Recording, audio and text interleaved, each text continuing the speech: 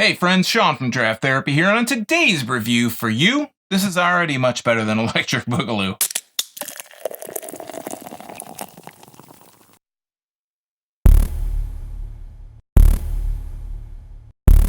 The Prairie-Grass Dividing is a 4.5% Gose Style Ale from Bell's Brewery in Comstock, Michigan.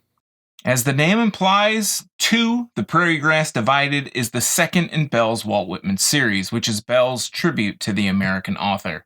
Now, I can't say since the last release of The Song of Myself I've really read any of Whitman's work, but I have been anticipating this beer quite a bit. Now, of the two released so far, this one sounds the most interesting to me of the two. So let's grab a description from the bottle and get it into a glass. Fun fact, when originally published, Walt Whitman's Leaves of Grass included 12 poems.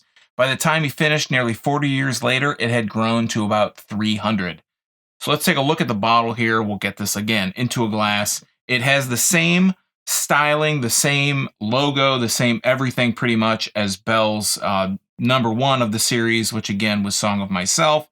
This one says Bell's Comstock, Michigan across the top on the neck. And then on the main label, it has the big Roman numeral 2. It says the Prairie-Grass Dividing Leaves of Grass series. Gose Style Ale brewed with plum, salt, and coriander, brewed and bottled by Bell's Brewery in Comstock, Michigan. And then on the back, it says, the second of 7 beers celebrating a literary classic and one of our favorites, Leaves of Grass by Walt Whitman. In homage to old world agriculture, we're pairing artisan heirloom grains with the plum juice to create a tart flavor profile. And this was packaged on July 10th, 2019. This is 4.5% alcohol by volume with a shelf life of 6 months. Again, this Bell's does a really great job of incorporating all the different information directly onto the label. You don't have to go online, or you don't have to search some random internet website to find out what is in here. It tells you right here, 4.5%. So let's go ahead and crack this open. It has on the bottle cap, as you can see from the overhead clearly, it has a big Roman numeral 2. The first one, which is Song of Myself, had a number 1 on the top of the bottle cap, which is really cool. That you can make, maybe at the end you'll make a 6-pack with all the different. Well, it has 7 beers, so maybe not a 6-pack, but those 7-pack packages that you come across, you could fill one of those all day with all 7 of these. You could see all the different Roman numerals. At least that's what it looks like so far. Let's go ahead and crack this open. Set the cap to the side here. And if you're collecting bottle caps, it's going to be really cool to see all the different ones. Put a nose. I'm going to put a nose here. It smells very salty. I'm getting a lot of salt. I'm getting a bit of a hint of sweetness in there, which I'm going to guess is the plum. But just immediately, you put your nose up to the bottle, and you get a lot of that saltiness, a little bit like of a sweet kind of aroma in there. Again, I'm not a big plum guy, so I'm going to assume that what I'm smelling in there is plum. Let's go ahead and pour this. And I'm going to guess that this is going to be like a purplish color or a light pink, but you're all, I always feel surprised when I assume one thing and I get something else. Let's go ahead and pour this. And it is a little bit more of a rose color coming out of the bottle here and settling into the glass. It's a bit of a dark kind of orange or almost borderline pink / kind of a purple, plum color, so to speak. And the head here is a little bit off-white, kind of, again, more of that kind of rose color. A lot of really small bubbles, but it's dissipating fairly quickly. As you can see from the overhead, those are starting to just kind of crush down. I had maybe about 1.5 fingers initially when I poured this. Now I'm getting and sitting at about 1 finger's worth of head. And holding this up to the light, it is fairly hazy. Actually, it is pretty hazy. I'm not getting much definition of my fingers through the glass and through the light. Again, a lot of salty saline kind of smell. There's a bit, I feel like the sweetness is kind of dampened now that it's in the glass than it was out of the bottle. I felt there was a little bit more of a sweetness directly out of the bottle. And some people ask, why do you do it out of the bottle? Why do you do it out of the neck of the bottle and the glass? Again, my sense of smell isn't the greatest, but I like to see the differences. Sometimes you get different smells directly out of the can or the bottle than you do out of the glass. And the foam, or the head here, is really settled down to a bit of just kind of a murky foam that's kind of sitting on the top. And that sweetness is a little underpronounced on the aroma here directly out of the glass, but I'm ready to dive in. So cheers.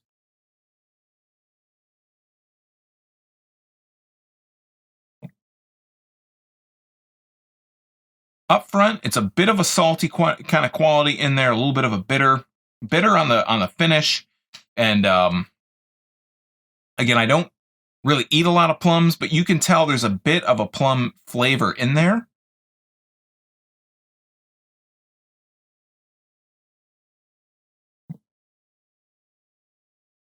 The mouth feels really nice and smooth. It goes down really easily. It's not too salty. It's not too bitter. Goses are known for being kind of on the salty end. You'll get a lot more in a Gose. You'll get a lot more saltiness than you will in other kind of sour beers. Or, I mean, they're just kind of all around a little bit more pleasing to me than most kind of sours are.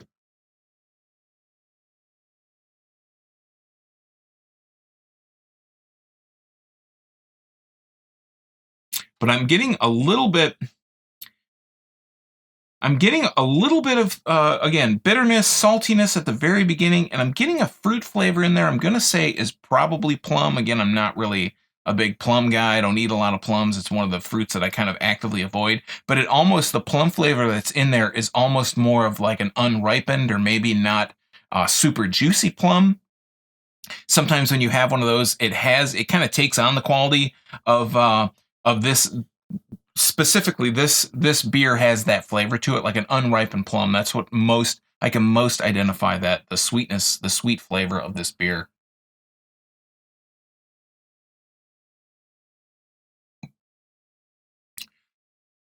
As far as the kind of out there flavor of this that I was, of this beer that I was expecting, when you look at Song of Myself, the first beer, which was a German inspired IPA, it had a lot of these floral flavors that came through.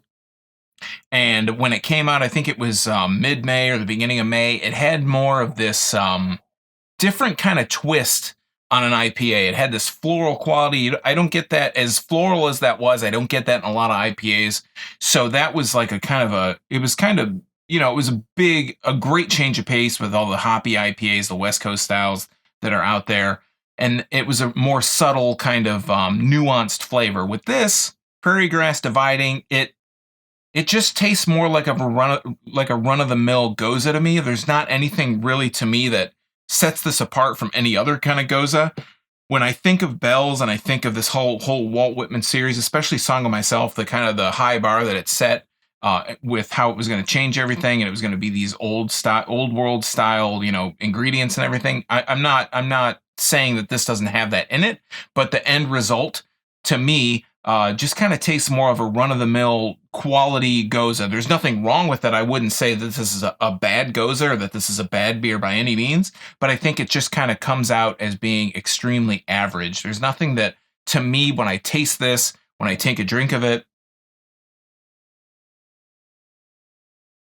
there's nothing that just jumps out at me that says, this is just, this is something you need to go and buy. Now, I bought a 6-pack of it. I think it was $12.99. Am I going to finish the rest of them? Yeah, I think it's a perfectly serviceable, really just good Gose, but it's average. There's nothing that sets it apart. There's nothing that kind of blows my mind. There's no like really crazy flavors in there that make me think like, if I'm going to go, I'm in the mood in this, this sweltering summer that we've really kind of fallen into these last few weeks. There's nothing in this that makes me think that like, oh, that's the Gose I need to get, but it's going to be on the shelf. It's the one that I might grab. I'm probably not going to buy another 6-pack, but if I was in the market, there's nothing in this that would make me say, don't buy this. It's not a good beer. It's not a good Gose, but there's nothing that would tell me to, this is the one that I have to get. It's average. It kind of just sits in the pocket with all the other kind of, really quality Goses, but nothing spectacular, nothing that sets it really apart. And that, to me, is a little disappointing because, again, the Song of Myself IPA was something that was really different. You could get, when you tasted it, it was something that was different from all the other IPAs that are out there. And if you were looking for something a little bit different, that would be the one to try. But this one, because it's just kind of run-of-the-mill, if you are a Bell's fan, then I think you should pick it up because they don't have really too many other Goses out there. Besides the Larry's Latest and some kind of other really offshoot kind of thing. So this is the season for you to pick it up. But if there are other Goses that you like from other breweries, I wouldn't say there's anything in this that would set it apart from anything else.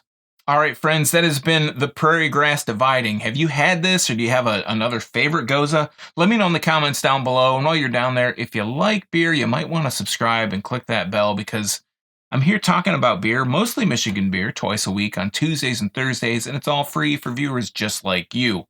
And you might miss your newest favorite if you're not subscribed and getting those notifications.